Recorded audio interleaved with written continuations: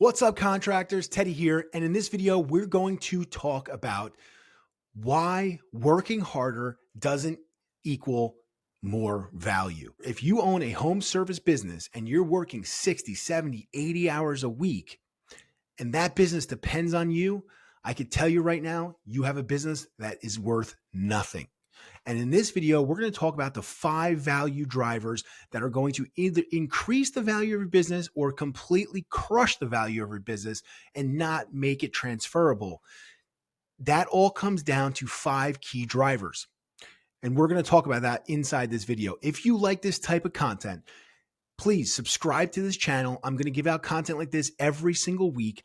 And if you want to go deeper on this subject, comment free course. I will send you a link to my Skool community where I have over 6 hours of content that dives deep into subjects just like this on how to grow, scale, get yourself out of the day-to-day, increase the value of your business, and eventually maybe even exit your business. It's all free. It's inside my community. You can contact me directly inside that community as well. So comment free course and I will personally send you a link to my free community. Who am I? My name is Teddy Slack. In the last 20 years, I scaled 5 home service businesses from 0 to 7 figures all within the first 12 months. I did it 5 times. The last business, I learned how to do it right. And I scaled that business for valuation purposes, not for income purposes. And there's a major difference. When you run a business for valuation purposes, there are certain levers that you want to pull inside that business to make sure that you can actually exit the business. At the end of the day, this is not only about selling your business. You're going to want to pull these levers inside your business because God forbid something happened to you, you want that business to be able to transfer to somebody, maybe in your family, maybe one of your employees, maybe an outside buyer. You want to make sure that this business is bulletproof. You want to make it indestructible. And most business owners I talk to today have a business that can't even sell. And 80% of businesses that go for sale do not sell. They just sit on the market because they're not transferable. So in this video, we're going to break down what those top 5 levers are. And there's more than 5, but we're going to talk about 5 today that are really, really important. These levers, if you pull them, you can really increase the value of your business and make it transferable. God forbid something was to happen to you. Value driver number 1, clean financials. I'll give you a quick story. So back in around 2015, I thought I wanted to get out of one of my businesses that I was running. At that time, I was running about 3 businesses and I was just sick and tired of the one business I was in. I'm like, you know what? I just want out of this industry. I went and dialed the broker. He came, looked at my books. He said, this isn't sellable. Can't sell it. I said, whoa, what do you mean? I'm making all this profit. Look how much money I pulled out of here. He's like, no. You have too many companies that are intertwined here. These books are a mess. Plus, you have certain things that are coming through this business that shouldn't be going through, this personal expenses that shouldn't be going through the business. And there weren't true business expenses. So yes, I could add them back, right? The book's really sloppy. This instantly kills the value of your business. Now, what you have to do is as we're going through these key drivers, you have to start thinking about yourself as a buyer of this business. Put yourself in the buyer's shoes. Okay. If you were going to go buy a business and the business owner handed over a set of books that really, maybe it was showing no profit, right? Because they want to save on taxes. But if you really dove into it, you could add all the stuff back and you could find the profit. I swear it's hidden in there, right? That's what they're going to tell you. You know how much work that is and how accurate is that going to be? So are you going to be willing to pay somebody? Because ultimately, when you're buying a business, you're buying the profits of that business. Okay. Are those profits predictable? Okay. Are they going to be coming in every month, every quarter, every year? And if you can't really decipher where those profits are because the books are a mess, well, you're not going to buy that business. So you really want at least 3 years of clean financials. Now, could you sell a business with 1 to 2 years of clean financials? You can, but ideally 3. If you have 3 years of clean financials, this is really going to increase the value of your business. When I sold my last business, this was what we did from day one.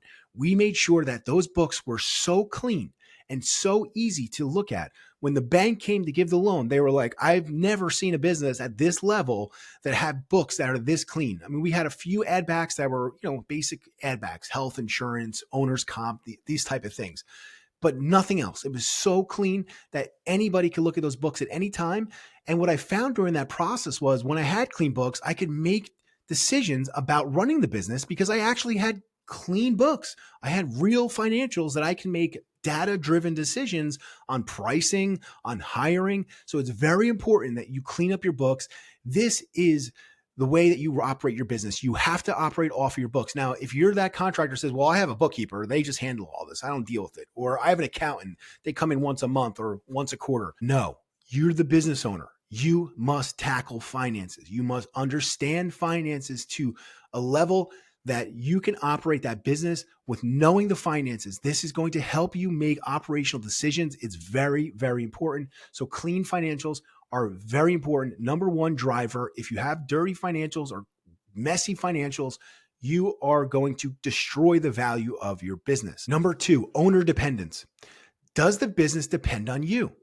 Well, if it does, you don't have a business. You have a job. That's just plain and simple. You have a job, okay? You don't have a business. And last time I checked, you can't sell a job.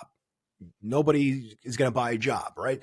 They want to buy a well-oiled machine that consistently prints profits every week, every quarter, every year. It's just printing profits. They do not want to buy a person. Last time I checked, in 2025 in the United States, you can't buy people either. So nobody wants to buy you. And if you're the business, you're not sellable. So you need to get yourself out of the day-to-day. If you're involved with any portion of the business, I mean, listen, if you absolutely love sales or you love operations, and you know what, maybe you're happy at the level you're at, and that's okay too. If you're happy where you're at, and that's okay, but you have to start thinking about everybody else. Stop thinking about yourself, because I don't care how much you enjoy being in the field or how much you enjoy doing sales. Stop being selfish. Stop thinking about yourself. I want you to start thinking about your employees, your clients, and your family. Why is that? Well, think about it. If that business depends on you and you're the main salesperson in that business, and God forbid something happens to you health-wise, or you get hit by a bus, anything can happen. That business goes away tomorrow because you don't have systems and processes in place. Nobody can step into that role. Well, that business is going to go under, which is going to affect your employees, your clients, and your family. So do yourself a favor, get yourself out of the day-to-day. This should be a number one priority if you're involved. And I'm not saying get yourself out of the day-to-day and don't pay attention to your business. That's not it at all. There are higher level CEO type activities that you're going to be concentrating on. And let me tell you something. For the first 15 years, I was involved in the day-to-day. I operated heavy equipment. I drove dump trucks. I was on this job site with shovels and brooms. I did it all. I went back. I did all the marketing. I did all the social media posting. I did the proposals. I did the finance, and I had a team. It wasn't like I didn't have a team. I had a team of people, but I was involved in everything. And if I wasn't there, I didn't get done right, in my opinion, right? For the first 15 years. But once I learned about value and how to increase the value of a business and how to make a business transferable, that's when I started to fire myself from the day-to-day. And I'm telling you right now, it was one of the best things I ever did for myself, for my business, for my family. It was life-changing. I went from hating the business to falling back in love with the business. And then it was time to sell it. Okay, so I did this. It was life-changing for me. This is something I'm very passionate about. If you're involved in the day-to-day and you want help getting yourself out of the day-to-day, please comment below, free course. I'll send you a link to my community. You can contact me directly in there. There's over 6 hours of free content inside of this course. You can get more information about how to get yourself out of the day-to-day. There is an entire module on that. Think about this, guys. Also, think about your family, your clients, and your employees. You need to protect them. This is not about selling your business. This is about protecting your asset that you've built over the last 5, 10, 15, 20 plus years. You're protecting this asset. You're making it transferable. This has to be number one priority. Okay, number 3, profitability. This is exactly how your business is going to be valued. The market will take a multiple and they'll take your profit margins, essentially, whatever you're taking home as an owner. If you're not involved, that'll get added back. If you are involved, it's not going to, they have to replace you, then that will not be added back. So we want to make sure that you're not involved, number one.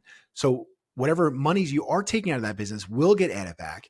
Okay, you add all the profits the business is taking home, plus the money you're taking home if you're not involved, and you're going to multiply that by anywhere from a 3.5 to upwards of 5 times multiple, depending on how the business is set up.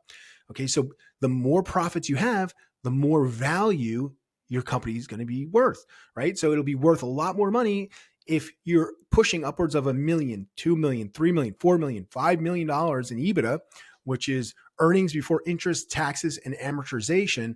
Essentially, it's just the profit of the business, right? So we want to make sure that profit is high, because the higher the profit goes, not only do you get a higher multiple, but think about it. You have a higher profits, right? So 2 million times 3x is 6 million, but 2 million times 5x, because the company's set up right, is 10 million. And that's the goal. You want to increase that multiple, but you also want to increase the profitability of the business. So how do we do this? There's two ways to increase the profitability of the business. Main drivers. Pricing. That's number one. Usually the contractors I speak to, their pricing is not where it should be. Their gross margins are too thin. They're nowhere near where they need to be. One of the things you can do is you could change over to flat rate pricing. I did this in my industry when none of the competitors were offering flat rate pricing. This changed my business. It took us from 2 million to 4 million in revenue almost within 12 months. We almost doubled the business in 1 year because we went to a model that nobody in the industry was offering. So think outside the box. Can you do flat rate pricing in your business? And yes, it's a little risky. And yes, you have to do it properly. You have to put the right system in place to make sure that you're not losing money on these jobs. But there is a way to do it, I promise. I did it in the residential oil tank service industry when nobody in the industry was doing it. I changed the entire industry around. Now, a lot of guys are implementing something similar to what we were offering. So how can you do that in your business to increase your gross margins? Number two, your efficiency for your labor and your office staff. How do we make them more efficient? And well, this is where we track labor efficiency ratio. This is where we see if your employees are efficient. And how do we increase the efficiency of your employees? Well, we create better systems and processes and technology.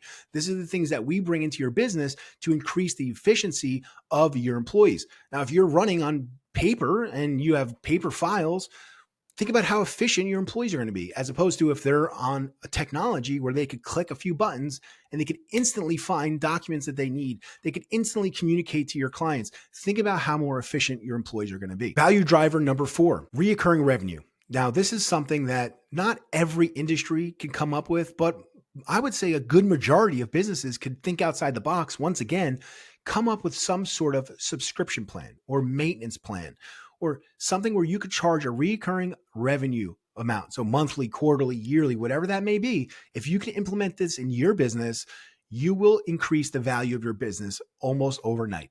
Okay. So if you could have 10, 20, 30% of your revenue reoccurring, buyers will absolutely love your business. So think about this. How can you put recurring revenue model inside your business to increase the value of your business? Now, if you don't have any recurring revenue, you could still sell the business. I sold mine. I didn't have any recurring revenue inside of my business, but this is something that we were actively looking at till we were selling the business, where we were trying to implement something called Simple Guard, which was going to be more of like an insurance product, but we just never got it off the ground. This was going to be our recurring revenue model that we were starting to work on. So think outside the box. What can you come up with? Recurring revenue. How can you increase that in your business? That will absolutely drive up the value of your business. And lastly, number 5, customer diversification, customer concentration. You hear about this a lot, right? I'm sure you've heard this. So think about this, guys. If you're going to buy a business, just think hypothetically, you're going to go buy a business and they have 5 customers. Out of those 5 customers, one of those customers drives 50% of the revenue. Now you're going to buy this business, you're going to get a loan from a bank, and you're going to go buy a business that depends on one customer. What happens if they lose that customer? 50% of their revenue goes out the window, which means 50% of their profits are gone. So how are you going to pay that bank loan? You're not going to be able to. So a bank is not going to finance a business that has customer concentration issues.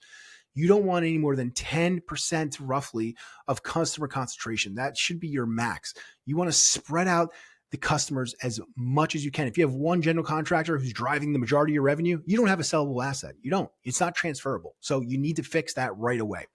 Also, your lead generation sources. Where are your leads coming from? Hypothetically, let's say your business is all generated off of pay-per-click, or maybe it's all generated off a referral base. Well, if you're the business, you're the owner, and everybody's coming to you because they know you, okay, well, no one's going to buy that business, because if you leave, where's those referral network and relationships that you've built over the last 20 years, 30 years, they're not going to transfer to the new owner. Or if you're generating all your revenue from pay-per-click and God forbid AI steps in over the next 12, 24 to 36 months and Google pay-per-click no longer exists, well, your business no longer exists. So you have to make sure that your lead generation source is diversified. You want leads coming in from a lot of different sources. This will increase the value of your business, and it will crush the value of your business if you don't have this set up correctly. So let's recap. Number one, clean financials. You must start working on this right away. Number two, owner dependence. In my opinion, this should be a top priority. If this isn't done and you want to work alongside of me, you want to work with me, this is something I could absolutely help you with. Get out of the day-to-day. I'm telling you, especially if you hate your business right now, you will fall back in love with your business once you get this dialed in. This is something I could absolutely help you with. I love helping contractors get out of the day-to-day because it literally changed the world for me. It changed everything for me. And for 15 years, I was the business. I was in the day-to-day. So I know exactly what happens after that transformation, and you're not involved on the day-to-day. Number three, profitability. Again, think about flat rate pricing. How can you increase the gross profit margins in your business? Again, this is something I could absolutely help you dial in. If you're interested, talk to me about this inside of the Skool community below. Comment below, free course. I'll send you the link to my course. All this content is inside of my course. You can hit me up inside of the community, send me a message. I'd love to talk to you about your business model and how we can increase the gross profit margins in your business. Number four, predictable revenue. What can we put inside your business? This is a bonus, right? Can we make some kind of recurring revenue model inside your business, some subscription model? Think about it. Think outside the box. Think about what maybe your competitors are offering. Does it already exist in your business and you're just not offering it? Well, if you can offer it, it will increase the value of your business. Number five, diversified customer base and lead source. You want to make sure that you have this dialed in. If this is off, your business is not transferable and it's at high risk right now, because God forbid something happens to one of those lead sources or one of those clients that you're getting the majority of your work from, your business is gone overnight. You must fix this. If you ignore these 5 levers, you will kill the value of your business. If you work on them slowly over time, you're going to build something that could run, scale, and be sellable without you. And that is the goal. We want to get you out of the day-to-day. We want to make your business more profitable, and we want your business to be able to operate on its own. You want to build a well-oiled machine. You don't want a business that depends on you.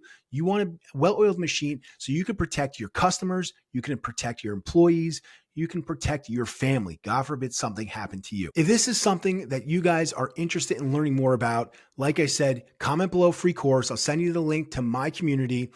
Also, if you go to bizscore.ai, we can evaluate your business to determine on how involved you are in that business, how are the financials, how is your pricing. It'll automatically evaluate your business, give you a score, make recommendations on how to improve it, and then you and I can hop on a call and we can discuss your findings and discuss the recommendations that were made, and we could talk about it. It's completely free. Book a call with me. Let's run your business through bizscore.ai. I'm more than happy to hop on a call and discuss your business and what industry you're in and see if I could add value to you.